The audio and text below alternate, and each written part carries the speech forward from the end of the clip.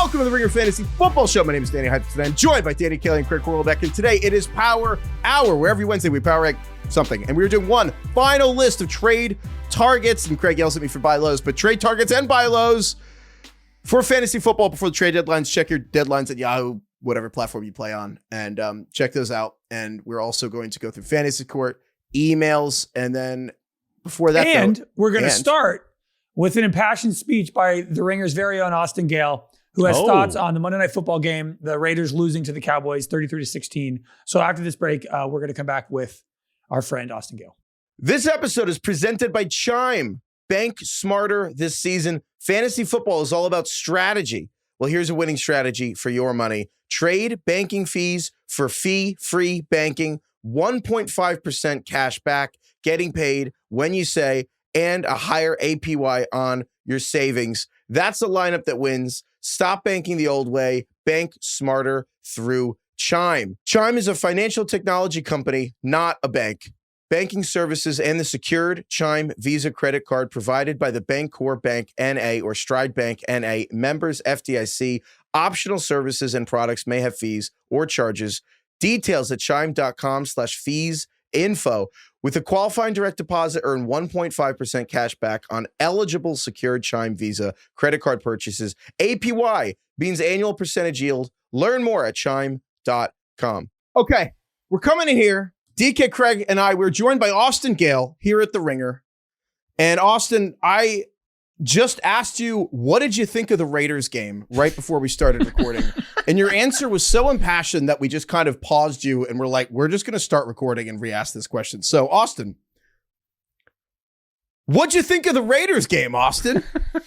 Honestly, it could have been more embarrassing last night. I was supposed to blog off the game, to use Lindsey Jones, our editor's words, if it's really embarrassing. And somehow it wasn't embarrassing enough for a blog, but I still feel pretty embarrassed. It was the last time you're going to see these Las Vegas Raiders in primetime. It might be the last time you see Pete Carroll coaching in the NFL in primetime, because it's just been that bad this year. And if I had to rank, because everyone's on Chip Kelly's ass, everyone's on Geno Smith and him kind of bottoming out this year. If I had to rank the biggest problem with this Raiders team, it starts and ends with Pete. And I think the reason is, and DK, correct me if I'm wrong, Pete's supposed to come in and be this high competitive, high culture guy. He's going to immediately establish, even though he's not going to be coaching long, because he's obviously the oldest coach in the NFL, we all feel that, he's going to establish a new culture, a winning culture, a competitive culture in Las Vegas. Heifetz, you've been on this all season. Geno Smith throws his helmet on the sideline at least once a game. At least once a game. The body language when the safety happened, he's like throwing his arms in the air like, oh my gosh, I can't believe it. Genty 2 weeks ago, holding penalty, calls back a big run. He's like, oh my God, this sucks. Craig, you've been on Genty's body language all season. He does not want to be in Las Vegas. Tyler Lockett, who's been on the team for 2 weeks, is screaming at receivers after they make mistakes. The offensive line's in shambles. The entire team, offensively, defensively, culturally, I feel like the body language is so bad. They're yelling at each other on every single play. Pete has come in and done the opposite of what you expected. They're getting blown out in games that they should be competitive in. The Cowboys last night were 3.5-point favorites. Like, they are not showing up for these games. And I hate the halftime interviews with Pete Carroll when they ask him, what's going on? Honestly, the amount of times he says, I have no idea. He's literally like, I'm surprised by what's happening right now. And like, I'm not. The entire Raiders franchise isn't. We've seen this for 20 years. I'm so glad you brought this up. I think Pete Carroll's sideline, he's been buried by Mike McDaniel, but the halftime interviews, especially last night, was so bad when he was like, I'm really surprised by the defense playing so poorly. And I'm like, you're the only one in the world who thought that this would not. The Cowboys won 33-16, even though they benched CeeDee Lamb and George Pickens for the first drive. I'm surprised though that you think, Austin, that Chip Kelly is not to blame. Well, here's the thing. Colt Miller, best offensive lineman, their left tackle for a long time, has not been playing for a while now. They've had to put Stone Forsythe at left tackle. They got DJ DeMar Glaze at right tackle. And on the interior, Jackson Powers Johnson got put on the IR last week. They had to reshuffle the deck. They got Dylan Parham, who might be one of the worst guards in the NFL. They put Will Putnam at center and then moved Meredith to guard. Like, the offensive line is unstartable, unplayable. Genty, who I think is good. I think he can be Maurice Jones-Drew in the NFL. I honestly feel that way. I think he's good when he touches the ball. I think he's going to get better. He's just going to be wearing a different jersey in like 2 or 3 years, just like Josh Jacobs, because that's what happens. But Genty's good. Bowers has been either playing hurt or out. Mayer has also missed time. The receiver, they just traded away their best receiver. They've turned Trey Tucker into a slot type to have to be the primary. The two guys they drafted, remember the Deontay Thornton buzz? Dude literally can't see the field. Jack Besh, second round pick, great story, cannot see the field. They had to bring in Tyler Lockett. Do you guys remember when they signed Amari Cooper? And then after like 3 practices, he's like, honestly, I'm going to retire from the NFL. I can't handle this. He didn't want to compete. Offensive supporting the supporting cast, and then doesn't even bring up, which is not Chip Kelly's fault, in my opinion, Geno Smith. Geno Smith's been a turnover machine. He's not seeing the field well. He's not checking the ball down enough. He's taking horrible sacks behind a bad offensive line. Chip Kelly is going to go back to college and feel completely fine about it because the Raiders, like all these other players that go to Las Vegas or Oakland before that, at the end of your career where you're trying to make something happen, it just doesn't really work out. It's hard to restart your life in Las Vegas. It's just not really easy to do. Yeah, you can only spend a weekend in Las Vegas, and I think Pete Carroll's learning that right now. 4 days is like, yeah, you're. I don't think Amari Cooper had a weekend. It was like 3 or 4 days. It feels like to me, like, doesn't it feel like there are certain coaches who are better when their team is good? And I know that doesn't make any sense, like on the surface, but like Pete Carroll, if the defense is already good and there's a lot of talent, is an even better coach than the average coach. Like the replacement level coach, if the defense is already talented, Pete Carroll is that much better. But Pete Carroll as a coach with an untalented roster, I feel like the culture guys sometimes when the roster isn't talented, like doesn't work. It's like Phil Jackson is really good with superstars. He knows how to mold them and work with them. I think Steve Kerr is the same way. But Pete Carroll, when he's just with this scrub Raiders team, starting from scratch with Geno Smith, who's like an ex that they broke up and now they're back together, that never works. I just think it's really hard sometimes for coaches. There are certain coaches that make more sense with talent and make more sense with scheme. What do you think? It's another small thing, but like, remember when they cut Jermaine Pratt randomly? Arguably the best linebacker on the team. They just like cut him like 3 weeks ago and he signed with the Colts immediately in like 2 days. Apparently that was because there was criticism inside the locker room of the coaching staff. Who could have thought? Like there's criticism because they don't know what they're doing. The coaching staff has been unprepared for games that you kind of expected Antonio Pierce or other coaches to kind of be unprepared in. But like the special teams is one of the worst in the league. They're giving up big returns all the time. Body language is terrible. They can't get out of a rut. It just feels like the opposite of what I expected going into the season. I think a lot of people too. This was everyone's sneaky playoff team going into the season, which I hated, by the way. But they haven't been that. And I think in large part, Geno has sucked. Another part, injuries, offensive line. How dare you? I mentioned that one time. and then I think this last piece, I think the biggest reason, again, I really do think it's what Pete was supposed to bring, maturity, competitiveness, culture, has just not shown up in any way. Okay, what do you make of this? Yeah, I was going to say DK's like, I like what they're doing. Yeah. After all that said, they're going in the right direction. But DK's a Seahawks fan, and Pete Carroll, I feel like, is the closest person in DK's life that he doesn't actually know. It's hard to start over at 74. Well, my reaction to this whole thing is that everything has been bad. It's like you're blaming you guys just went through and blamed literally everyone, and I'm like, yeah, pretty much everybody has been bad. I'm looking at the differences between what Pete has done in year one with the Raiders rebuild and year one with the Seahawks rebuild, and there's a lot of differences. Number one, the first draft for the Seahawks was really good. They got Earl Thomas and Russell Okung and a number of other guys that ended up being really big time contributors. I think that kind of helped energize the foundation or the core of the team and everything, and then they can start building around that. It doesn't really feel like the Raiders have a core, at least not what Pete Carroll has brought in so far, other than like Bowers and Max Crosby and a handful of other guys. Like Genty's been a disappointment, whatever. Even though I do think he will be good eventually. He had 7 yards rushing against the Cowboys yesterday. I know.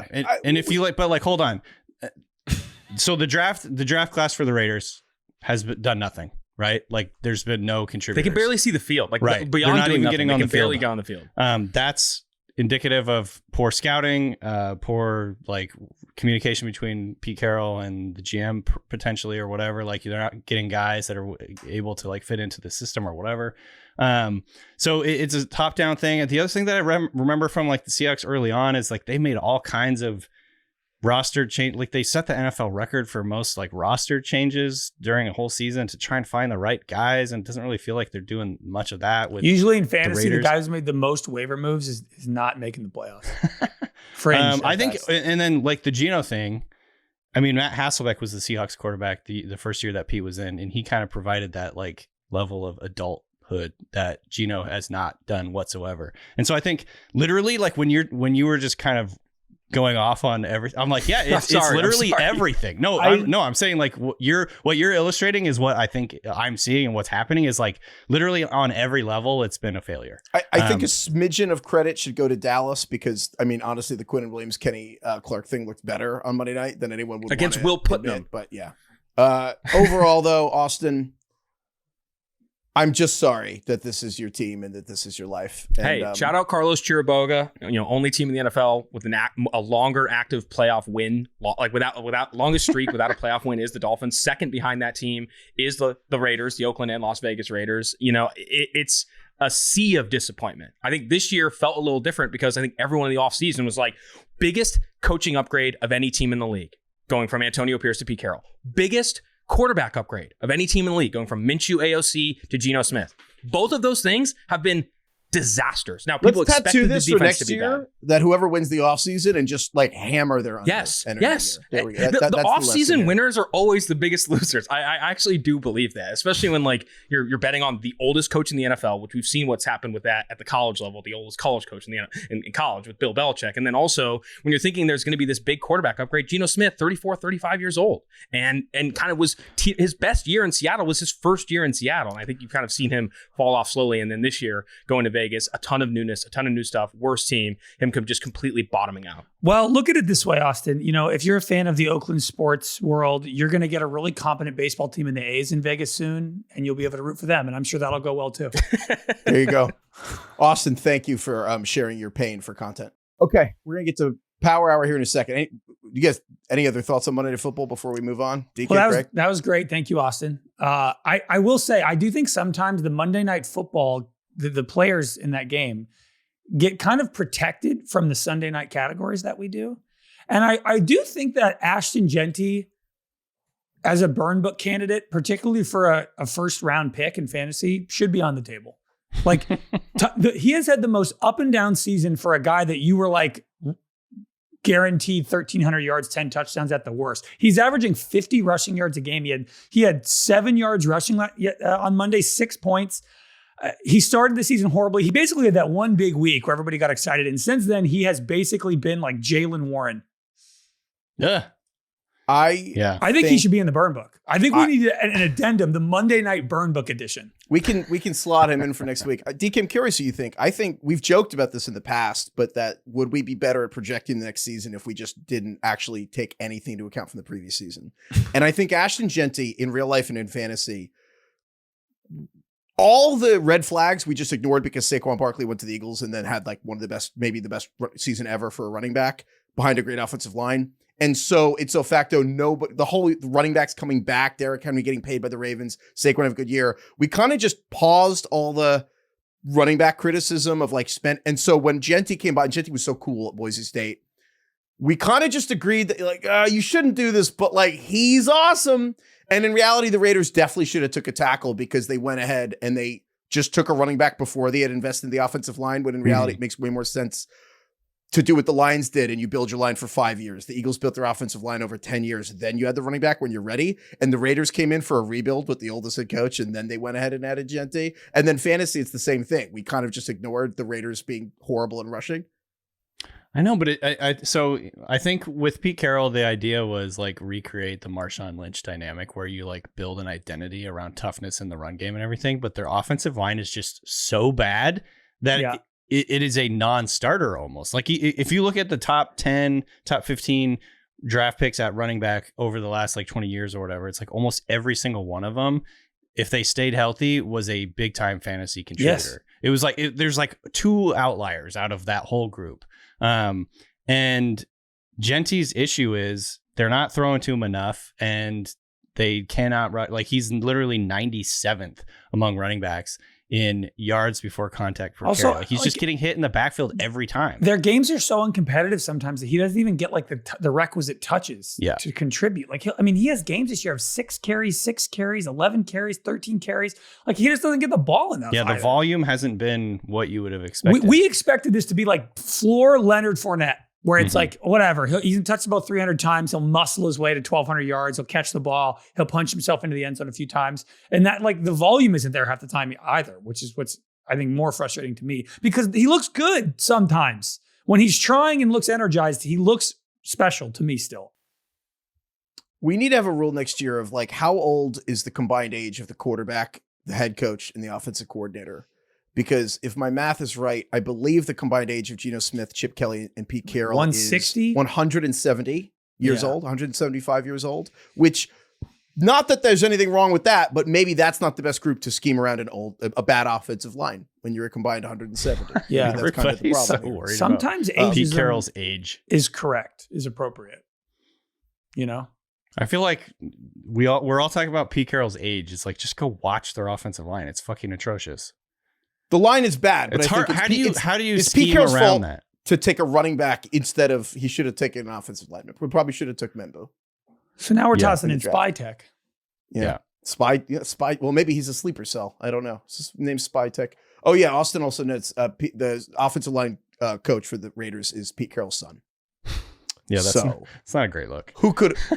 That's another We're all symptom. looking for the guy who did this. That's another symptom of being quite old is you start hiring your son because he's fucking 40. Your large That adult we got to son. write down for next year. Is the head coach's son in any prominent positions on the coaching staff that matter? The only time, yeah, right. Because I guess Belichick's son didn't really matter, right? When he Well, was in the I mean, they were all over the defense. In yeah. the latter years. But Belichick was running the defense, right? It didn't really matter that his son was also there. But that was the problem. Well, what do you He mean? had to shadow run it because Oh, yeah. But I mean, I'm just saying the Patriots were very good even when Belichick's son was there, right? I don't know if he wanted to spend time with his kids or he just ran out of people who he could talk to at that point in life. You know what I mean? That's what That DK is always says. a good move. That's the Adam Sandler move. He's like, I'm just going to put the kids in the movie so I Yeah. can hang out with them. That's maybe It's they're a good onto dad something move. You know, Okay. take your daughter to work day every day. Jerry Jones. here. Jerry Jones. I actually get it. Like I fully get It's like it. I just want to Jerry be is around Adam my kids. Sandler. They're just Cowboys fans who walk in and they're like, "Can you believe we own this place? That's crazy." Okay, so let's get to Power Hour again. We're going to do one last trade target episode because it's the trade deadline for Yahoo this week. Again, the trade deadline for most leagues is November 22nd on Yahoo.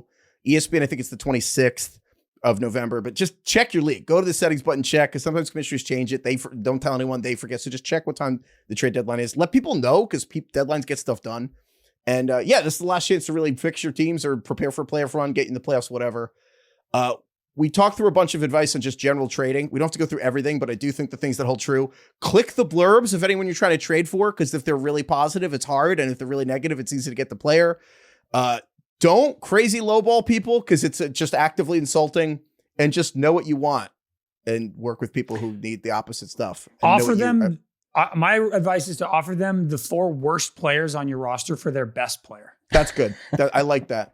Because then if you add up all of their points, Right. it might equal the points of the person you're trying to acquire. Right. Then you can like put it in a trade calculator and it gets close. Yeah, and then it gets just like close. propose it, Projections. and then just send them a text. They Four sent you pieces something. of shit that Yeah. add up to You're like Kate Otten, Troy Franklin, Darnell Mooney, Will Lutz. Will Lutz for Jonathan Taylor. You never know. Looks like you You need never the know. depth. They Looks could like you fat need the finger depth in it. your roster. Yeah. They do need depth. Yeah. Okay, so with that said, we're going to go through trade targets. Not all these guys are necessarily buy lows. Some of them are just people you think you should trade. Sometimes people don't want to trade them, but sometimes know. people need stuff. So I have some quibbles with a lot of your guys. I'm trying to figure out how obnoxious I should be with saying that there's no way they'd ever trade that person Do it. away. Well, okay, all right, we'll see. it depends. We can go through some of these. Yeah, but guys. that's I'm happy to me. do that. That's a moot point. Like, how do you know? How do you fucking know what people are going to do? 'Cause People I know. do stuff. It's people my do job crazy to shit all know. the time. No, it's I you have don't- I you don't have know. my finger on the pulse of the nation. You don't I know, know. my friends. Should we just start with the guy? I know you're going to be mad at. Should we start with the guy? Yeah, well, we're gonna do Power Hour style Tom. Every 2 minutes, you're gonna hear this sound. Heifetz, you start. I Put kind your of guy want to change first. the whole order right now. Can I guess who you're mad at that I listed here? Amon-Ra. Yeah, Amon-Ra St. Yeah, Brown give me a for the fucking Lions. break. Okay, here's why. It's not a buy low. It's a trade. Here's why. All right. Fine, Okay, just sorry. This is the put- buy low power ranking, and the number one It's is not a trade buy low. targets. It depends Okay. what we All right. call it. It's fine. So fine. 2 minutes on the clock. I agree. Amon-Ra is, look, where did I put him on the original list? I put him 8th for that same reason. You know why? Amon-Ra is the Jenga piece at the bottom, and you tap it. And for the most part, I don't know what that means. the pieces on the bottom of the Jenga tower, you tap, they're usually rock solid. They're not going to move. Takes 2 seconds to tap the block. Takes 2 seconds to text the person with Amon-Ra and be like, would you be open to moving him? Probably not. Takes 3 seconds. The reason... Feels like, you probably needed to explain that the first try. But he literally said, I don't get what you're saying. No, I know what the Jenga piece at the bottom is, but I didn't understand the comparison to Amon-Ra immediately. I feel like that wasn't clear. Oh, sorry. That's a good point. No, it takes 2 seconds. It's good that he explained it. Yes, that's why I asked, because I don't think that was a clear connection there. It takes 3 seconds to text someone the little Dicky, are you open to trading are you open to receiving offers for Amon-Ra? And if they're no, cool. But if they are, at the end, so Amon-Ra, basically, maybe they watched that game against the Eagles and saw, wow, the Lions kind of fucking sucked and they were awful. Jameson Williams has totally been the focal point of the offense the last few weeks. And it was really a huge ick to see Amon-Ra getting 2 of 12 targets and diving and he couldn't do anything. The reason I think it's worth trading for and paying at value, I think Amon-Ra might be like the number 1 receiver the rest of the season, like literally maybe first, because the Lions are indoor the rest of the season. He had all these drops. He literally is the psychopath. He caught 202 passes every day because some other kid that was better than him in middle school caught 200 a day. And so the whole thing was if he dropped 1, they had to like start over. He's not a drops guy, but if people saw him, or maybe they just have a lot of injuries at running back, or or maybe they have a ton of receivers or something, and you could give them a running back. I'm saying I think Amon-Ra is worth inquiring because maybe the roster. I'm saying I was going to put him last. I agree. They probably don't want to give him Amon-Ra. I was going to say just check because he's an elite player that hasn't been elite and looked bad in prime time. Very fair.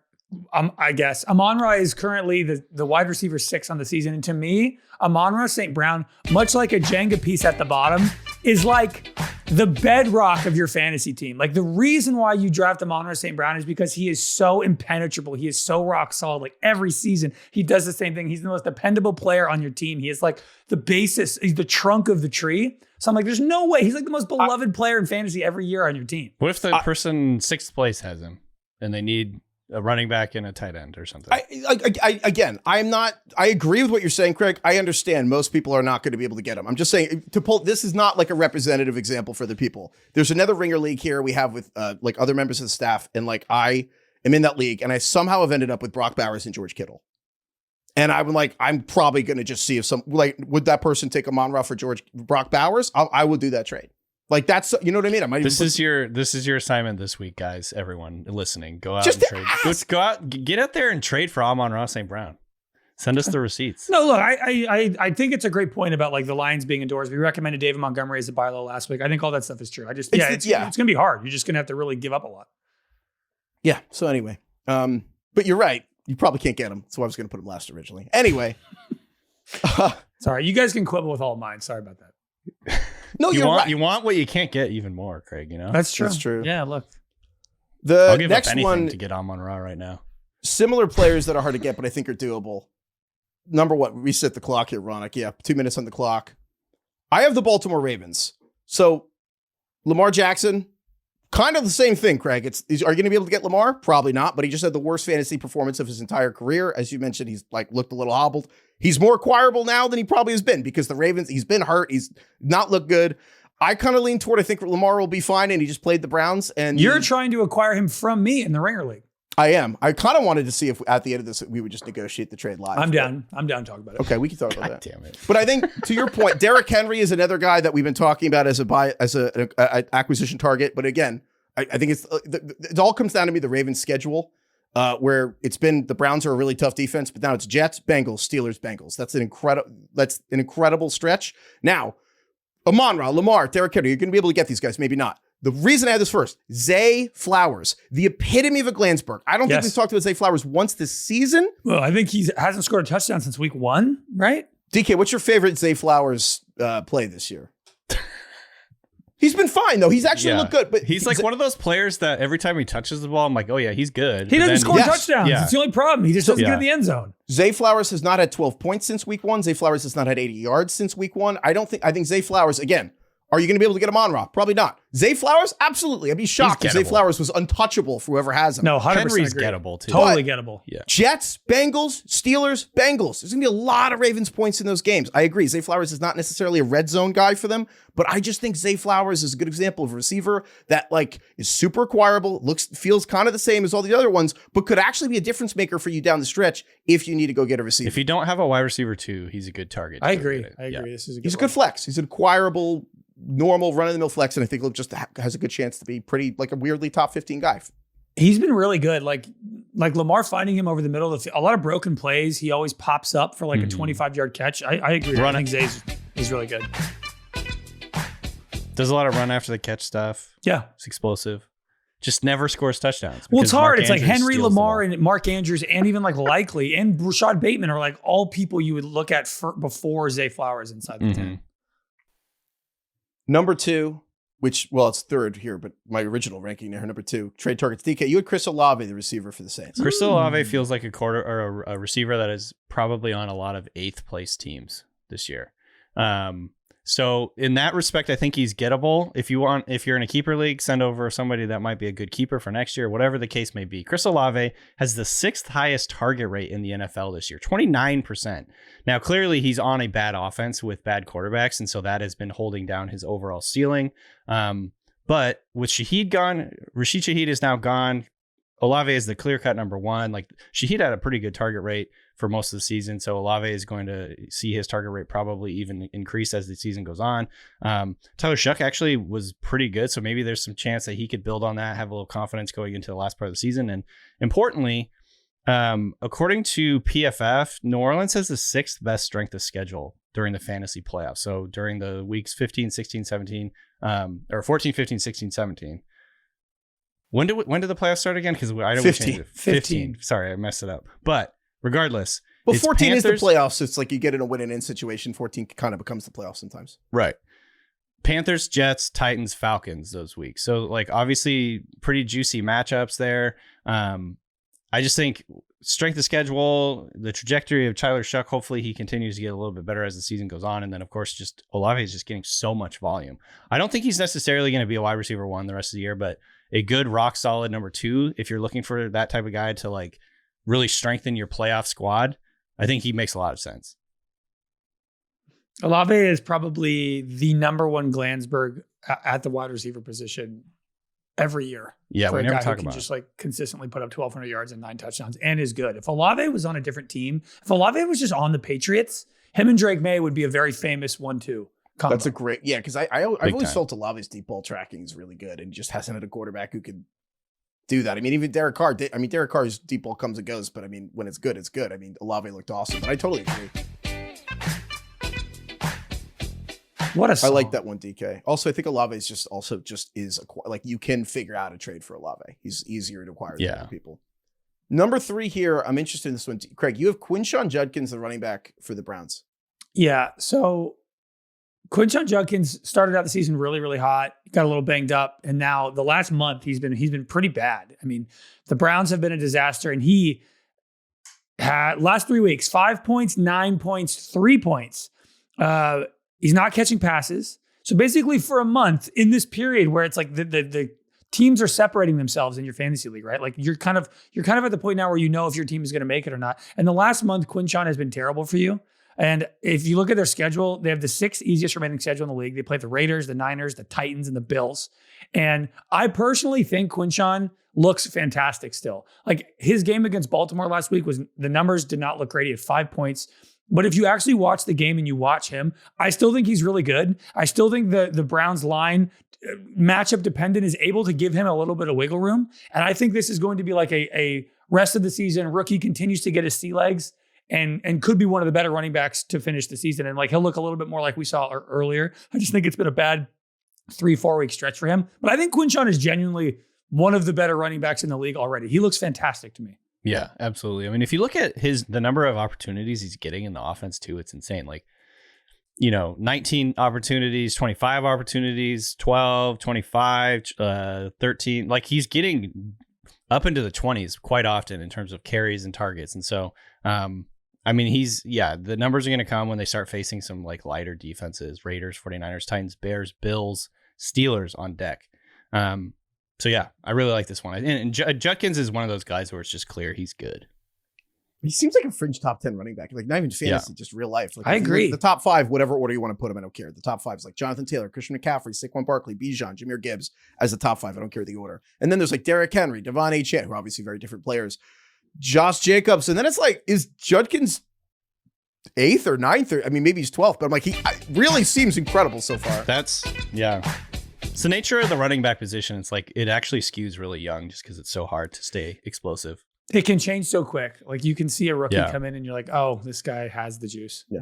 And Bills and Rams fans are probably like, James Cook, Kyron Williams. And you're right. I'm sorry. I didn't. Yeah, but like to be honest, Judkins is probably 10th. He's probably if Quinshon was on the Bills or on the Rams, I think he'd be fucking awesome. Yeah. Yeah. But yeah, I mean, 4 of the last 5 weeks, Judkins, single-digit points. So people are probably quite frustrated with him right now. Random question, because I know that we talked about this during the draft time, but I remember it was a little bit of a controversy, not a lot, but that the Browns took Judkins over Travion. Yes. How do you feel about that now? I still feel like it's probably the right move for the Browns to have taken Judkins over Travion. I think I still think he's better than Travion. Yeah. I had Travion ranked a little bit higher than Judkins, mainly because of the passing game stuff, but yeah, I mean, Judkins has been even better than I thought he'd be. Well, they both serve the right purpose for their team. It feels like what Travion brings opposite Ramondre works, and then what Quinshon brings opposite Dylan Sampson, who I think is also a good rookie, also works. Yeah. I think Judkins and Ramondre would have been redundant for New England, and Ramondre and Travion Henderson together make a lot of sense. And similarly, I think the Browns kind of looked at it as they were losing Nick Chubb.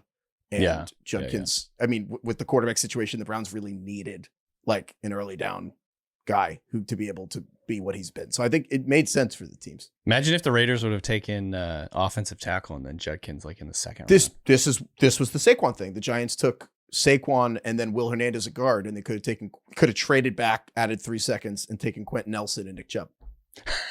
But it's fucking fine. What a coulda, shoulda. The only trade back Dave Gettleman ever did in his career was for Kadarius Toney. So it's fine. Cool. I'm over it. Number 4 here, Craig. You have Ricky Pearsall, the receiver for the 49ers. Yeah, it's been as a trade target. It's been 7 weeks since Ricky Pearsall has done anything for you. He finally came back from his knee injury that lasted way longer than I think everybody expected. And he had 1 catch for 0 yards. I think I think like my general advice with this is like, don't panic. Ricky Pearsall is really good. Looked awesome the first month of the season, was averaging like 80 yards a game. And just like all of the offseason projections, he was on everybody's love list to start the season. And like it immediately bore out. You kind of immediately were like, oh, the stuff we saw at the end of last year, a lot of the guys like Matt Harmon were talking about how his route running, his ability versus man and zone, like it's going to work. And they were all right. And he is really good. But he's been out for so long. People are probably very frustrated with him. They've had to make do, find other wide receivers that have worked. They probably started him last week. He got them 0 points. The Niners, Purdy is back. It looks good. The Niners have the 3rd easiest schedule for wide receivers for the rest of the season. And Pearsall was running a bunch of routes. He just kind of didn't get targeted. It's just sort of like the high variance thing. Yeah. He's I mean, shaking off the rust. Yeah. So I think if you can get him, this might go against a little bit what I'm saying. I mean, Ricky Pearsall is very good. I'm sure people who've held on to him will want to play him. But I would say, Craig, I would say you're probably right. Like a lot of people would be like, I held on to him this long, but after that dud of a game, I feel like there's probably a little bit of a confidence issue with people who have Pearsall. Like, how confident are you that he's going to be what you're thinking about if you should start him next week? Yeah. Like it's not automatic. That's exactly how I am in my leagues. I'm like, man, do I start him or do I start like fucking Juwan Johnson or something who's just been getting 6 targets a game? It's like that kind of thing. And so I think he could be had for really not that much, just like a more sure thing. And I think Pearsall obviously gives you a lot more upside. He has the upside to be, high end wide receiver 2 or something down the stretch. And that's obviously really valuable. Would you rather have Pearsall than AJ Brown rest of the season? I have to think about it. I think probably not, but I have to think about it. Pearsall is probably going to outscore AJ Brown the rest of the season. Yeah. But it's hard to do that. I think to your point, I think you nailed it, Craig, that people, when you wait for someone for long, like if you draft someone who's injured or suspended in the beginning of the year, and then you kind of knock on the door right when they come back, you're mad. Like Rashee Rice, you're like, I waited 6 weeks. Now it's not the time. I'm not trading. But when someone's hurt in the middle of the year, I do think it's different. So when they come back and they have the 1 catch for 3 yards, I think you're right. It's a shame that if the trade deadline were a week from now and he had like another mediocre game, then you could really get him. Yeah, he's incredible though. Speaking of which though, because Brock Purdy's back, DK, you also had Brock Purdy on this list. Yeah, this is kind of like along the exact same lines. It's a schedule thing. And we talked about this before the year. Like the 49ers have an incredibly easy schedule. And And I feel like Purdy, he's getting healthy at the right time. Obviously, he's getting some of his pass catchers back. Kittle looks like he's fully back from his injury in the beginning of the year. Pearsall is starting to ramp back up. I mean, I'm not really counting on this, but there is a chance that Ayuk could be back at some point in the next couple of weeks. Purdy just in his career has pretty consistently been a top 10 quarterback in fantasy.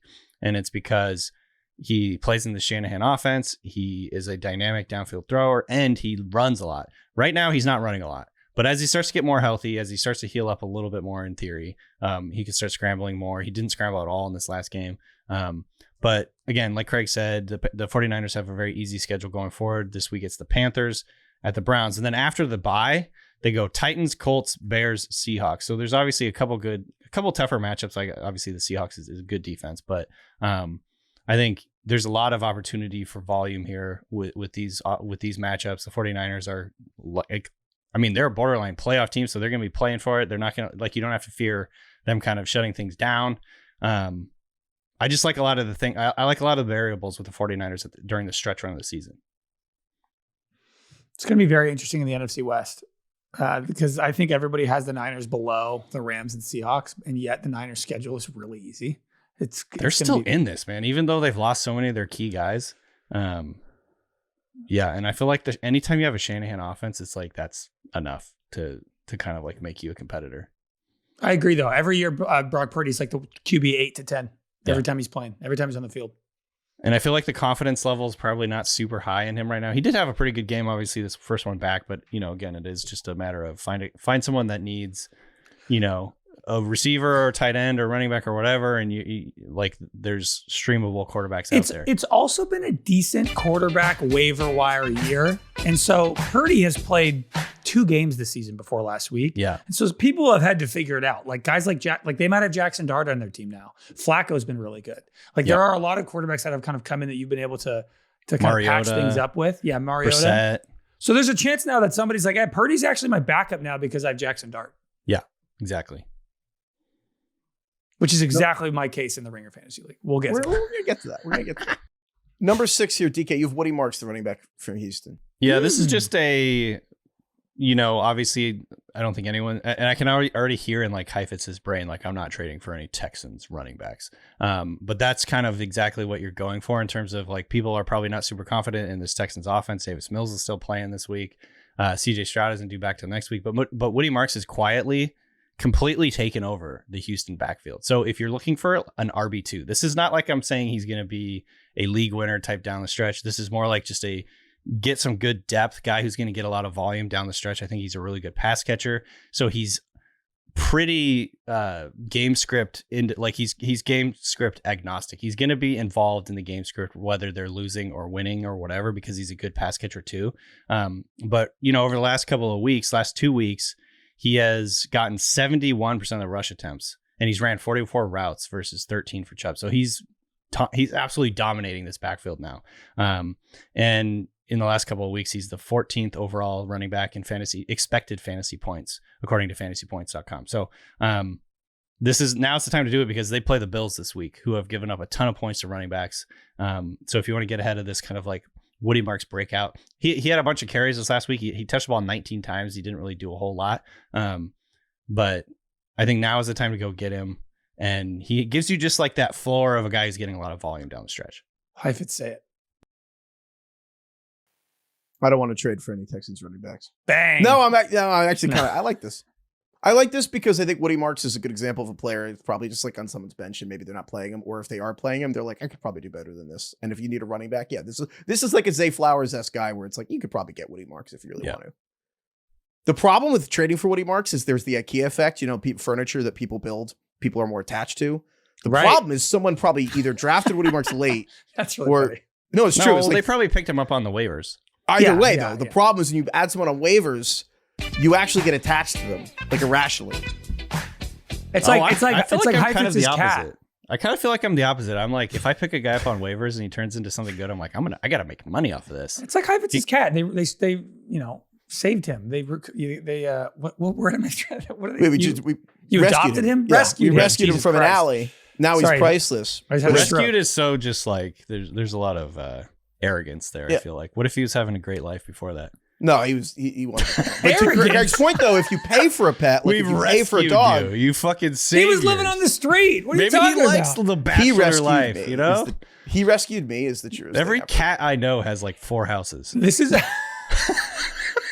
They're like the boomers. cat I God, know they have all just- these mortgages. We they can't even get fucking- in the market. They collect. They set up franchises. They collect families that feed them. They're like these women that like sleep with NBA players. This is like I got guys in every city. It's true. You think the NBA Well, they're players more do like well? the They're NBA like, yeah. players, I guess Craig. they're more like Come on, bro. NBA You just players. work here. They go to different towns every night. Yeah, maybe that's a good zag, DK, against rescuing pets. They don't want to be They were rescued. doing fine. Yeah. They love were them. want fine without you. independence. Don't- Animals began don't on the force street. me to live here. You know what I mean? Like they started out on the street. We domesticated them. Did they ask for that? No. Well, that's the thing. No, humans domesticated dogs. Cats domesticated people. Like cats train people. That's very true. I'm just kidding. You definitely rescued Sam. No, you're right. No, you're right. That was good to apologize in case Jackie listens to this. Mm-hmm. Sam's a great cat. No, he enjoyed eating garbage on the street. That was what he really wanted. Dude, I rescued my dog from they found him and the entire litter living in a ditch in Texas, and there had been like evidence they were like eating rocks and stuff. I'm like, Jesus Christ. George? You talking about George? Yeah, George. Eating rocks. Oh my Nobody God. He's eats, like, you know. nobody eats his own shit. That's probably how he survived. I know. Yeah. I mean, haunted past. It's all deadly. I've been thinking more and more about like, oh my God. Fantasy rewatchables, we should also do a category for like the craziest thing any of us said this season. And I think DK's has to be my dog is more athletic than Secretariat. I think that has to be DK's. That's the most inflated I still sense get of tweets confidence about in that. your fucking pet. I swear insane. to everybody thinks that crazy. their animal is like God's gift to the world. It's fucking wild. George is fucking By the athletic. way, we should do on the fantasy rewatchables. We should do a category about like like a rescue category for like the waiver wire person that you added that you feel the best about. It's like that you they would never really give up. Yeah, it's like they actually rescued me. But Yeah, like, for a player. I kind of feel like I added Troy Franklin in week 2. Didn't think anything of it. Now, dude, Troy Franklin's a contributing member of my team, and I love him. We'll see. I think Alec Pierce's prop might take that one home. Yeah, that's a we'll good have one. to see. We'll bring that in. Okay, next. Well, the last one here, Craig. You have DK Metcalf receiving for the Steelers. I'm glad you put him at the bottom because I feel the least strongly about him. What I'll say is that I still trust DK Metcalf as a touchdown scoring player, and that's how he's made his bones this season with the Steelers. He is 6th in red zone targets over the last month, and yet he has 0 touchdowns in his last 3 games. I'm betting on that to switch a little bit, partially because the Steelers have the number 1 easiest remaining schedule for wide receivers. The 3-week touchdown drought for him is the longest of the season for him. Mason Rudolph might even help a little bit for DK Metcalf, but I think either way, I just like the schedule. I'm betting on a little bit of touchdown regression. He's had a great target share the last 2 weeks, 25, 28%. I'm just kind of like no other receivers on the Steelers are good at all. So that's kind of where I'm at with that. But I'm glad this is last because I feel the same way. I think this is a buy low. Like this is my joke that you guys hate is that there has to be ew in value, and I think that this is something where people are like, "Oh, you want DK Metcalf? He has not had 8 fantasy points for the last 5 weeks, and then now you're going to open the blurb and you're going to see Mason Rudolph might play, and you're like, yeah, I should get rid of this guy," which is hard to find for people who are talented. And yeah, I do think it's worth taking the plunge. I do think Mason Rudolph will still be able to get him the ball, and yeah, like having the Bears and Bills coming out, like I think this makes sense and is a worthy risk. Yeah, it's like, look, I don't think he's going to be catching like 10 passes for 140 yards out of nowhere, but I do think that you could he probably will be better than he's been. Given the history of the show, we should bet on him and have exactly 10 catches for 140 yards. Yeah, probably should. Okay, I want to run by a few other people. Well, one, just to check in on people we talked about last week and if we still feel that way. And also, first of all, just the Broncos, because we probably should mention RJ Harvey, the running back, and Cortland Sutton as trade targets just because they're on bye. And if you're going to make the playoffs and the person who has them might not, maybe they don't want to get rid of them. But I don't even know. It's really just in theory you should buy the dip because the Broncos are playing weirdly on offense and maybe you just want to. But it's also weird to endorse them because DK always points out Sean Payton is a fantasy serial killer. Philosophical disagreement with doing anything with the Broncos. But if you were inclined to trade for a Bronco, RJ Harvey is a great example of someone to trade for because J.K. Dobbins is on IR. RJ Harvey came in and got like the vast majority of the workload in the game, but didn't really actually score that many points. So perfect trade target, because I think he's going to continue to get a pretty good workload and will score more points given those opportunities. However, I don't feel great about that first thing where he's going to continue to get a lot of volume. Excuse me. I almost started crying in there. Even just mentioning Sean Payton has you like physically ill. Gets me emotional. Yeah, DK texted us as we were preparing this episode. He said, if anyone wants to do RJ Harvey, I think he makes sense. I just won't do a Bronco. DK has principles. DK does. He does have principles. The Ringer Fantasy Football Show is brought to you by FanDuel. Thursday Night Football continues to deliver, and FanDuel's keeping the energy up with their $2 million Thursday Night Football jackpot. Place an anytime touchdown scorer bet using your profit boost. And if your player scores the first or last touchdown of the game, you'll earn a share of $2 million in bonus bets. I think I'm going to go with touchdowns. I just think James Cook is always a good bet for these. The Bills, obviously Josh Allen is always going to be the guy people go to, but I think James Cook is, the Texans defense is really good, but I just still would bet on the Bills to score first. So I'm going to go with James Cook. Head to FanDuel.com/RingerFantasy to download the app and get started. FanDuel, an official sportsbook partner of the NFL, must be 21 plus and present in select states or 18 plus and present in DC, Kentucky, or Wyoming. Opt-in, must apply profit boost token and select market. Prize pool to be split equally among all eligible participants who made the correct first or last TD pick. Bonus issued as non-withdrawable bonus bets, which expire 21 days after receipt. Restrictions apply.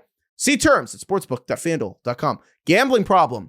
Call 1-800-GAMBLER or visit rg-help.com. Call 1-888-789-7777 or visit ccpg.org/chat in Connecticut. All right, recapping people we talked about from last week. Jameson Williams for the Lions. DK, you liked him. That was a good call because he did great. Aged so far. Yeah. That window is probably over because Jameson Williams has kind of played too well to actually be a trade target anymore. David Montgomery, we talked about. I think David Montgomery still is a good trade target as well. Just everything you said last week, Craig. Just like some of the Gibbs stuff will probably flow to Montgomery, but he hasn't played that well. Rashid Shaheed, I still think is an excellent trade target. He hasn't done a ton. I think he's going to be a larger part of that offense. There's always a worry that he's more of an issue, like in real life, better impact player. But I think Rashid Shaheed is closer to someone might cut. That like I think if you're desperate and you just want to give up like a very small, like a bench asset, someone you're not going to play for someone else that they're not playing. I think Rashid Shaheed. He could be the second person in a trade offer, right? Like I think Shaheed's a good throw in that could pop. Omarion Hampton for the Chargers, if someone's like really win now and the Chargers are on bye, or Hampton's on IR. Trey Benson, same thing, still on IR. If someone has him and they're not going to definitely make the playoffs, I don't think they want him. And then lastly, the question before we move on is just AJ Brown. Would you do it or not? Would you acquire AJ Brown? Do you think he's not healthy and that every year he has his knee drained and the knee? Do you think physically he's at a different stage of his career, or do you think this is just him being pissy? I think it's pissy, and the offense went back to being what it was. I of course, all that stuff. I'm saying, like, how much of this is like Patullo and he's pissed and all that stuff, or do you think AJ Brown is not as good as he used to be in any way? I'm curious what you think, DK. I think if AJ Brown's dropped off, I would lean toward it's not a physical drop off. It's a mental drop off. I think he's checked out. Yeah. And it's almost, honestly, it's more like an NBA situation where sometimes players who are really talented suck because they're unhappy. And then, like Jimmy Butler went to the Warriors and suddenly was incredible. God, fuck Warriors jar. Got to put $1 in there. But I think it's an NBA situation. Steph's been cooking lately. Are you kidding me? Matt, I brought this up. I tweeted that he's top 5 all time now. Everybody was mad, but whatever. I fucking believe that in my soul. Is that controversial though? Because he has so many titles. I said he's maybe top 3, like when it's all said and done. What he's doing at 37 is fucking absurd for a 6'2", 185 guard. I'm just saying. Craig says the numbers because he's 6'2", 185. No, I'm saying because that's very small, and usually those guys do not age well in the NBA. Steph looks exactly the same as he did 5 years ago. It's unbelievable. He's the only guy who can thwart Victor Wembanyama, and he's the shortest guy on the court, and he's the only one who can handle him. Right, I mean, I don't know. I feel like anyway. Steph's up there, I'd say. Also, the whole shoe thing, you guys following that? Yeah, what's going on with this? So Nico, the Mavs GM who was fired, botched the Under Armour deal back like 10 years ago for Nike. He got Steph Curry to Under Armour instead of Nike. And then what's going on? He's going back to Nike now? I don't know if it's not confirmed where he's going. He's just leaving Under Armour, which is a big deal. I mean, guys, usually when you have somebody like that, you hold on to them and give them, it's impossible for those guys to leave. Steph is leaving. I think a lot of people think he's not going to go anywhere and he's going to like have his own brand or do something like that. But yeah, he's a free agent shoe. Steph has a Gatorade commercial or something where he's like, Powerade are used to Gatorade or something, and he's like, it must take a lot for me to switch. And I'm like, is this a drink commercial making fun of the fact that he's switching shoes? Oh, I didn't even see that. Which I think it is. In his first game after the announcement, he wore Kobe's, which are Nike. This is an off topic, or this is a random question, but if you were an NBA player, what brand would you most want to be sponsored by? Nike. Because you think that they have the best equipment? I think a combination of like, I don't know, marketing power and just like, I mean, how can't cool imagine brand is, to picking be a honest. different. It's not Under Armour. I can't imagine picking a different company unless they were offering you a lot more well, money. like Otani. I like New Balance a lot, actually. New Balance. I think and New I feel Balance like is New cool. Balance has cool shit. Yeah. I like New Balance too. I'd probably be them. Nike's like the legacy, always been there, always going to be there. And New Balance is like the guys who are trying to, break in a little bit. Well, I think that's kind of cool. like the root of my question is like Kawhi Nike, Leonard's New Nike's Balance. just always like everybody's fucking Nike. You know what I mean? Like it's almost like trait at this point. Oh yeah, you're on Nike, cool. So I don't know. Like Adidas, would that be cool, or are they just kind of lame? Don't want I got to tell you, I don't think I'd make a startup shoe company cool. I think I would cement how they're kind of lame. I really want someone to sponsor Heifetz. Me and my fucking flat potato feet, my 4E with Brooks. potato Who's feet. has Heifetz the would be best Brooks. flat foot shoes? I actually would love to get sponsored by Nike if they would just make Jordans in 4E. Like that would be, but really until they make fucking Air Jordans in 4E with Nike. If you're listening, if you have like any pairs lying around that like someone didn't take, like I'll take them. But That's until hilarious. then, yeah, I think Brooks is gonna have to make my Heifetz, shoes. you could wear all the like custom shoes that they make for the CEOs of all these companies as gifts that they don't want. I actually was thinking.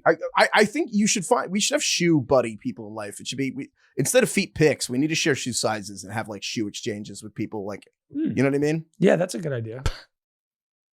Anyway, we can move on. Okay, Ringer Fantasy Football League update. Ugh. Craig's having a Bangkok tough Craig. time. Craig's having something happened to Craig's team this week I've never seen. Or the coming week, which is he has in a 3-receiver league, he has no receivers he can play. Correct. Cortland That's Sutton bad on luck. bye. Ladd McConkey on bye. Drake London's going to be out for a month. It's really not great. I lost Tucker Kraft a few weeks ago. Ashton Genty's a disaster. Lamar was out for a month. It's been really hard. We've been hanging on by a goddamn thread. So Bill, who was in last place or tied for Bubble last gum place. and fucking Dude, toothpicks and not great. paper clips. I might have to trade Lamar for like 3 players just to stay alive. Bill was in last place or tied for last for a long time. Bill actually now has more points than Craig. And honestly, if Bill wins this week and Craig loses, Bill actually might make the playoffs. Bill can win out and make the playoffs. Oh, for sure he can. I mean, he's 4-7. I'm 5-6. So- what's nice about this league is there's only 10 people in it, and 6 are making the playoffs. So it's like everybody. I would say maybe other than Chris Ryan, who's 3-8, everybody has a shot to make the playoffs still. Everyone does have a shot. Even Chris does in theory. I'm in first. DK, you're in second. Currently, right now, if things held, we would have the first 2 spots in the buys. Sal though could catch either of us. Sal's in third. So we can move to emails. Wait, who's in 5th though?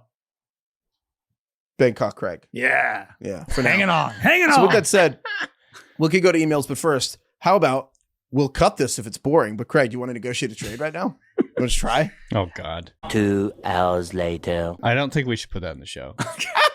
Okay, DK, you're probably right. We probably should not put that on the show. That was really boring. Anyway, we'll move on. No one cares about your leagues. Okay, Fantasy Court. Definitely don't tell anyone about this thing that you're doing. I don't really want to be handcuffed. The definition of an object is a material thing that can be seen and touched.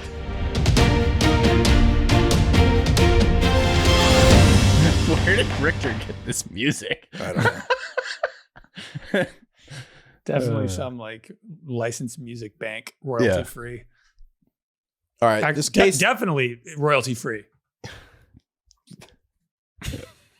Hopefully. Just like Tom Tom. Is this from Jack? J-Bone. Jackie. For breakfast, I had a croissant with sausage, egg, and cheese and a canned orange Gatorade. Canned? I skipped over this. Does Canned come in Gatorade? cans? He must have meant bottled, right? There's no cans of Gatorade. I Sausage, feel like you egg, don't and write cheese on a canned. croissant. You don't write canned Gatorade unless it's in a can. Have you guys ever seen Gatorade? I don't know. Gatorade came in cans. I'm looking at it. Apparently, I do guess it see some does. cans here. There are these.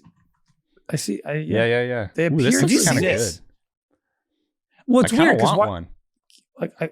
Gatorade's not carbonated. I feel like there's very few uncarbonated drinks in cans. There are some. Not I've got often. water now in cans. Yeah, they got water now in cans. There's like juice in cans sometimes. I've just never seen one. All right, canned I orange guess Gatorade. like V8 is in cans. Gatorade, though, is like iced coffee. More than half the fun is you get to see the color from the outside. Yeah. Also, I like that he specified the container the Gatorade was in. Just Yeah, wow. Well, maybe it's he must have been proud about the fact that it was a can. Also, a sausage, egg, and cheese on a croissant that's a decadent breakfast.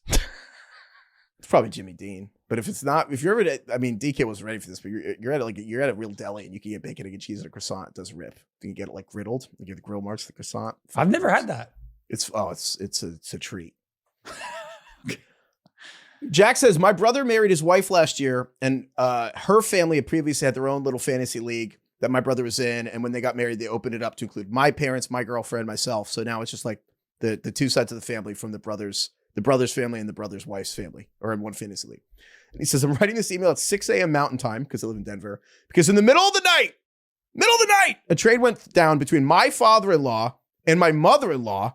Oh, The father, it's funny, he wrote, my father-in-law is 6'5", and I'm like, oh, 6'5", don't fight him. No, that's his record. Huge difference. The father-in-law's 5'6". I was like, he's a very scary man. Well, he wrote that the mother-in-law is 7'4", which I assume these are records. You know? But anyway, tall family. So it turns out at 5 a.m. Eastern, which is their time zone, the mother-in-law traded Darius Slayton and Bam Knight to the father-in-law for Javonte Williams and Stephon Diggs, which is obviously lopsided. Father-in-law plays 3 of the toughest teams remaining for the next 3 weeks, so he might not make the playoffs. This is just brag. He writes, there's no money. I won last year. I live in Denver. I will still have to pay $30 just to ship this trophy to the East Coast if she wins. My question, is this trade so egregious that it violates the sanctity of the league, even if it's a free league? Our two families, not that close. Is it worth bringing this trade up before and potentially starting drama before a busy holiday season? No. The answer's no. Right. Gonna accuse the father-in-law of sending Javonte and Diggs for slaying his hamstring and even play. I like him saying, funny. I like that brief line in there that said, our family's not that close. This is like, you know how they call like lawyers and judges like counselor, or I guess not judges, but like lawyers like counsel. I feel like we're doing fantasy counseling more than fantasy court. I know. Right Well, now. also to be clear, he didn't mean they're not close. He said we're not incredibly close, as in they're not going to do the holidays together. Because they're not close in proximity. They live in a distant. Sorry. I feel like if they're listening to this, they're going to be like, "What the fuck?" Oh, no. I think he meant they're not close. Like he's in Denver and they're in the East. Like I don't think. I thought he was saying like they weren't that close as a family. He said we get along, but we do separate holidays. Got it. That's funny if their families listen to this and they're just like, "Wow, fucking Jack, throwing us under the bus." This is like small claims court. Yeah. I just like the idea of like the father-in-law and the mother-in-law like doing a trade. They're clearly am I going to call them out colluding. I would venture to guess that there's even a chance that the wife doesn't even know the trade occurred and that the husband grabbed both phones. The father-in-law just did it himself at 5 a.m. before the wife was up. That crossed my mind. I think again, got to warn people that this doesn't fly, but then probably don't reverse it. They can't just to save the holidays. They can't charge a husband and a wife for the With same crime. I have the worst fucking attorneys. Yeah, Jack, I would just eat this one. Sorry, bud. Once again, to be swallow clear, it. no pot, no money involved. Oh my god. Family. Yeah, have them pay for the fucking shipping. Family for what comes first, guys? Remember what comes first. Usually the guy. Dinner, family. This episode is brought to you by American Eagle. Gift, hooray. Give great jeans this holiday season with American Eagle. They have all the wish list worthy new arrivals for everyone on your list, including you. Check out the comfy, cozy sweaters, soft fleece, sweatshirts, hoodies, flannels, and so much more. Plus, you'll love their trending jeans like the high-waisted stovepipe, original straight, boot cut, and a whole bunch of other fits. They've got every style and everyone covered. You can check it all out at ae.com or just go to the store. Let's do some emails here. Emails. Just following up the thread of just older people just not knowing terms and saying things wrong. Want to start one here from Molly. Molly. Just following up on the narrative of all these announcers don't know what hooking up means. So Molly writes, last night my family had a few 19-year-old missionaries from our church over for dinner. And my 74-year-old mom stopped by and joined us. And in the course of the conversation, my mom starts talking about one of my daughter's friends who is 16 years old. And my mom says, Sarah needs to hook up with the missionaries. Yep. And Molly writes, I was sitting across the table from 3 horrified missionary boys as their expression went from horror to embarrassment and then a desperate attempt to not laugh in her face. Yeah, man. The hookup thing is an epidemic. Yeah. Hook up with the missionaries. It's a huge problem. And I don't know how to solve it. I know. You guys should hook up. Hook up. This one also is from Christian. C-Bone. Chrissy. Christian writes, I work for a small company owned by a husband and wife in their 70s. Let's just call them Chuck and Maria own this company. Okay. And recently we had an all hands on deck meeting because someone called and complained to Maria about an order that was not delivered. Like a client called and complained to Maria. And Chuck was extremely upset and he called us all in for this big meeting about what the issue was. And I think Chuck, it seems that he was reaching for the term chewed out. You know, like you yell at someone, you get chewed out. I know where this is going. But instead, Chuck begins this meeting, this very serious all hands meeting and says, and I quote, Maria was eaten out by a woman yesterday. Oh, God. She ate her out for a good 10 minutes. Oh. And Maria said she had never been eaten out like that before in her life. Good Lord. This is like from a movie. That's a nightmare. It is. It's a nightmare. So him repeating it over and over is borderline scripted. Yes, said it 3 times. But every single time it like made it even funnier. Never been eaten out like this before in her life. Solid 10 minutes. Also, I got to be honest, that phrase in general is, I'm not even sure we should be using it. Like, it's, yeah, we have to retire like that very one. like I think graphic. we might, as a society, have to retire that phrase. It's way too vivid. Yeah. Dude, he continues. He's like, so of course, at that point, nobody could say anything. How but many we're people all are trying on this not to call laugh. is what I He want to said- know. He's like, I'm in the front row just trying to keep it together out of fear of being fired. And the guy behind him could not keep it together. So he Just starts laughing. laughing. And then he's called into the office and like almost was going to be fired for not taking this seriously. And he has to explain to the owners what they said. And then he says they were so embarrassed. Nobody's talked about it since. Yeah, look, that's outrageous. Oh, God. I got a good one from my friend today that Please. he texted me. My friend Chase. C-Bone. So Chase has a younger brother named Colby. And Chase texted me, for my brother's entire life, my dad has called him Kobe, like Kobe Bryant. He goes, it has severely bothered my brother for years. How the fuck do you name your child and then mispronounce it for their entire life? The ultimate dad move is you pick the name and still get it wrong. Does he know his name has an L in it? Wait, why did they name him Colby? Is it a family name? No, I don't believe so. So his dad named him Colby, and did the mom want the name or did the dad want the name? I bet you it's just like, it's kind of like the L's Just sometimes stuck. are tough to pronounce, and I calls him Kobe.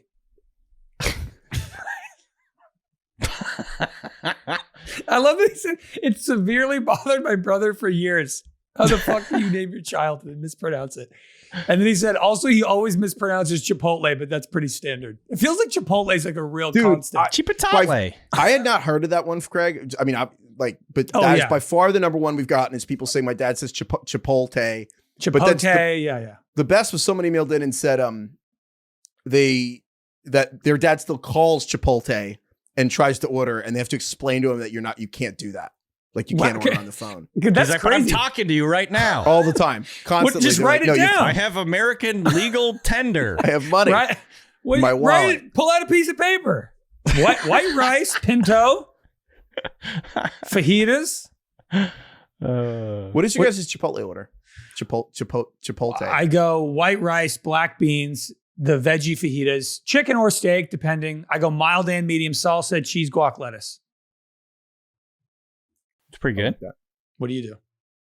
I go, white rice. I do half black beans, half pinto. Oh, And I do the fajita veggies. nice. And then I think when you go half beans, it primes them. You know how they give you less meat if you kind of like ask to do the hat, Yeah. So it primes them. So it kind of warns them. So instead, what I'll do is I'll say like steak. Then when they're done, I'm like, actually, I'll go double meat carnitas. And then there's kind of an urge to kind of match the amount. Yeah. And then, I don't do the cheese anymore because the dairy, but The cheese is good. guac, I know it is good. The guac is good the too. salsa. Fuck. They and don't then- charge you extra anymore. I Is know, that right? No, Really? as far as I know. Well, maybe some places, but We'll the do that ones tonight. I've gone to lately. But then you're trying to be bad, you get the extra tortilla. And if you roll the burrito yourself, you kind of can get 2 meals out of it because you can roll a burrito and there's plenty left in the bowl for later. But that was cool when I was young and needed the $6, but now I'm older and I actually needed to not have the 600 calories from the tortilla. So that's kind of like Actually, I might be thinking of Qdoba. Oh, Qdoba? They're very similar, aren't they? Moe's. Yeah. If I'm really feeling slutty, I'll get chips and then turn it into like just a chip and dip with the bowl situation. Oh yeah. I love it. That is unbelievable. It's Jesus. so good. I genuinely think that the fucking Chipotle guacamole is like some of the best guac I've ever had, and I don't know why it's so good. It's just like cilantro, lime, salt, and onions. But I think it's because the salt. I think they add a lot of salt to it, and I think salt. You'd be amazed at how much home food that you can actually add a lot more salt to it. I think there's a ton of salt in that bitch. Yeah, that's like the one. I think David Chang is just like white people do not season their food enough. Yeah, it's like the biggest issue with cooking at home is like none of us season our food enough. It was funny to go to Dublin and outside of literal breakfast, no one really recommended any Irish food at all from the entire country. No. It was like beans on toast, better than I thought. But overall, it was like, eat some blood sausage in the morning and just drink all day. And like, what do you eat? You're like, oh, when you're drunk, have some Chinese food. Yeah, you get a spice bag, 10 Guinness. That's enough calories. 300 emails about recommendations in Ireland, and like 2 people mentioned food. Yeah. Fun times. Okay. I think that's all we got. Thank you, DK. Thank you, Craig. Thank you, Austin. Thank you. I'm so sorry about the Raiders, Austin. Thank you, Kai. Thank you, Carlos. Thank you, Ronak. Thank you everyone for listening. Email us at ringoffantasyfootball@gmail.com. We'll take your trivia. Craig, take a moment. Think about what trivia questions you want here. I think, and then fantasyfootball.theringer.com. Follow us on Instagram and TikTok at Ringer Fantasy Football. Go follow us there. Thank you, Lord. Thank you, Sinead O'Connor. Wow. Nice. DK, did you watch that famous SNL performance when she ripped up the photo of the Pope? I did not. Not live. But I know what you're talking about. Did you watch SNL live ever back in the day? Like in the heyday? Sometimes. Not like a lot. I guess you were that was 92. You were too young. How old were you in 92? 10. Yeah. That was a huge Sinead head back then. But yeah. That was in 92. That's wild. I know. Yeah. She recently passed away, didn't she? She passed a couple She years did, ago. yeah. I was just Googling that because I thought it was last year. It was already 2 years ago, actually. Yeah. Some of the all-time bangers. She's got some great songs. I know. What's nothing? Oh, nothing compares. Nothing compares to to you is a big one. Yeah. She was iconic back in the day. Sure. Irish. Yeah. Well, big gulps, huh? Well, the only thing I know is the speech, and you kind of got and the songs, and you guys kind of beat me to the punch on that. And I was like, oh, those are kind of my 3 things I knew. Yeah. Big gulps, huh? All right. He like shakes. She got the biggest fucking thing. Big gulps, huh? All right. All right. Well, see you later.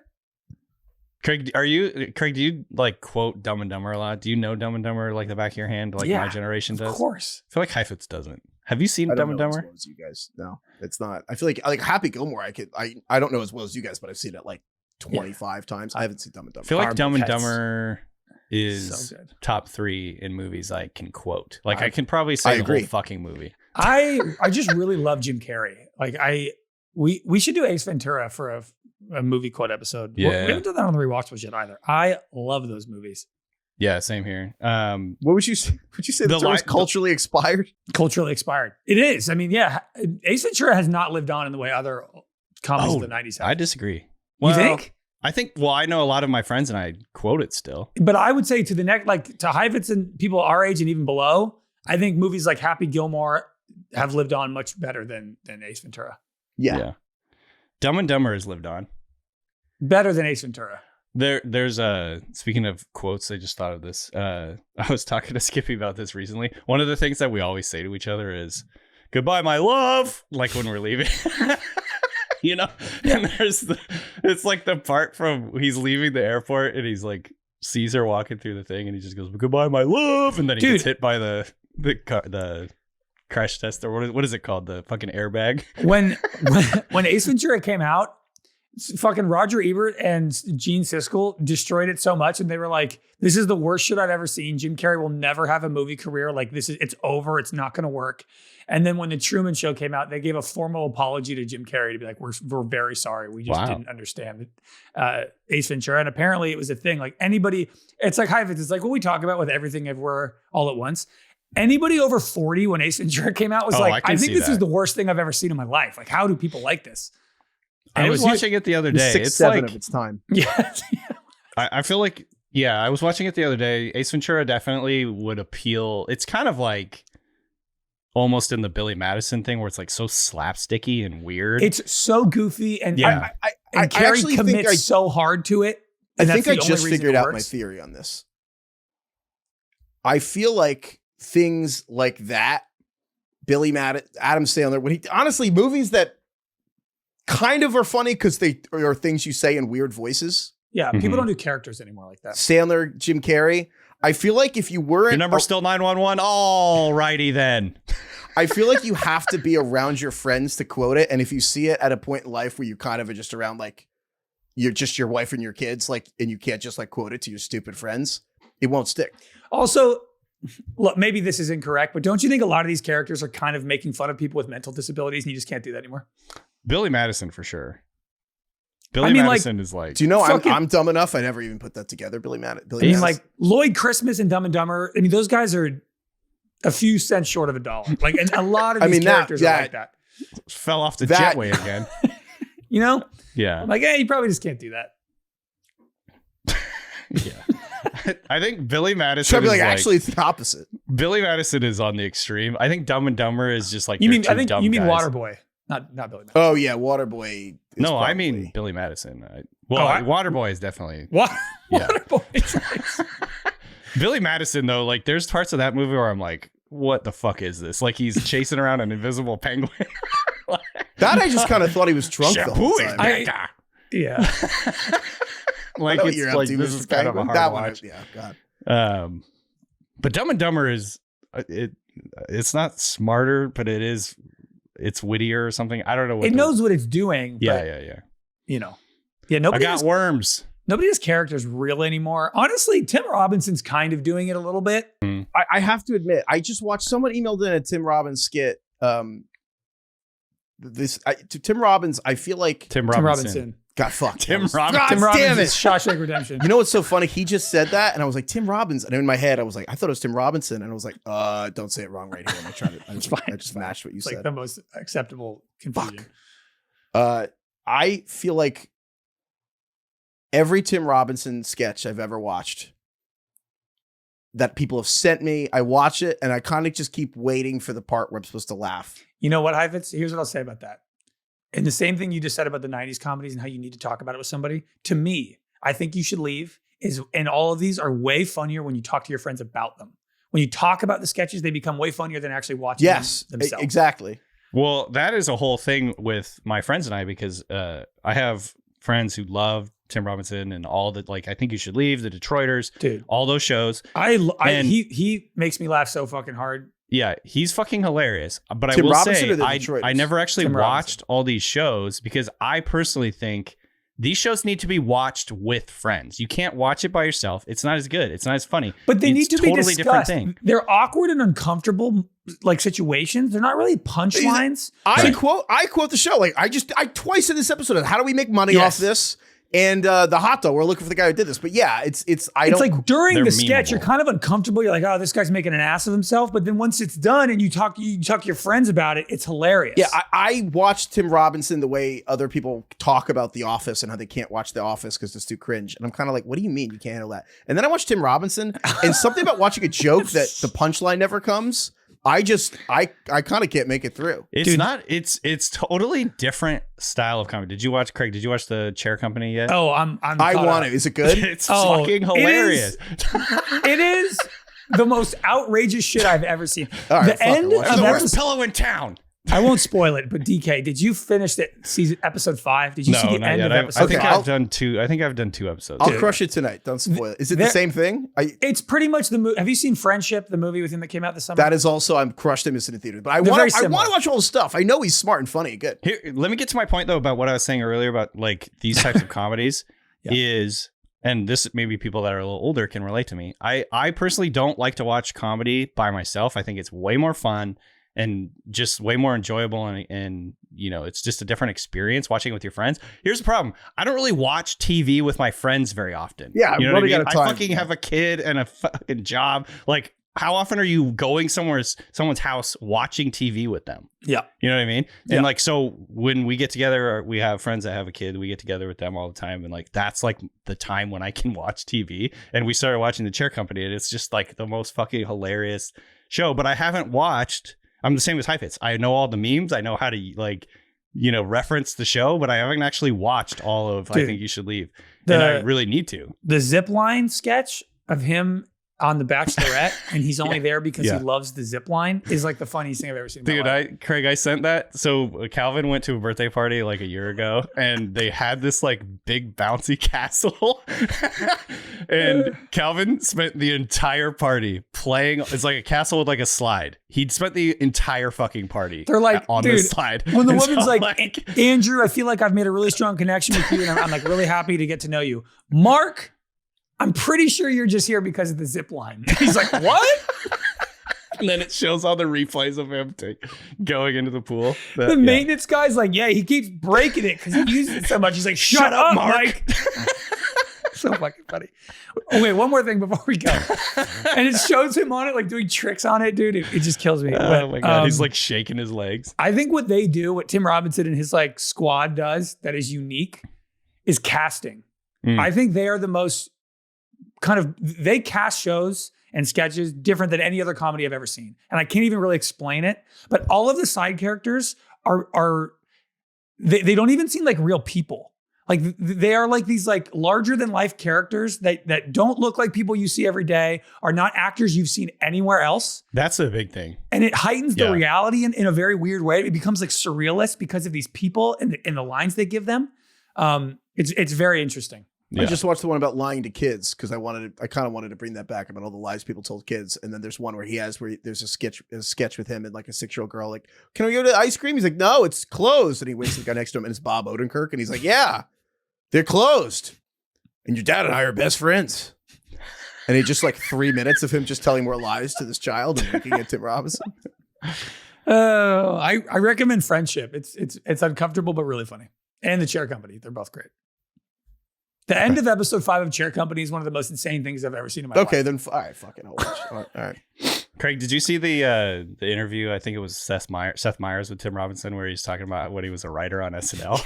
None of his skits would get like approved except for the very last one before they turned the show off or whatever. Yeah, their sketches. They had one where it was like it's this grandpa on his deathbed.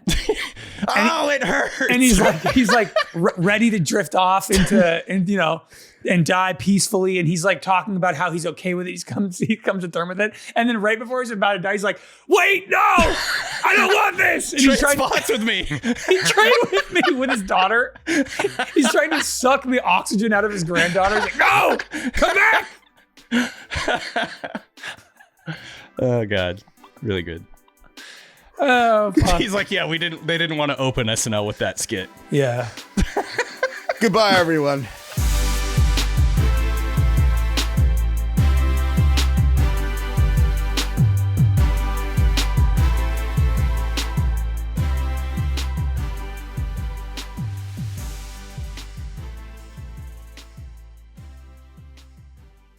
Must be 21 plus and present in select states. For Kansas, in affiliation with Kansas Star Casino, or 18 plus and present in D.C., Kentucky, or Wyoming. Gambling problem? Call 1-800-GAMBLER or visit rg-help.com. Call 1-888-789-7777 or visit ccpg.org/chat in Connecticut or visit mdgamblinghelp.org in Maryland. Hope is here. Visit gamblinghelplinema.org or call 800-327-5050 for 24/7 support in Massachusetts or call 1-877-8-HOPE-NY or text HOPE-NY in New York.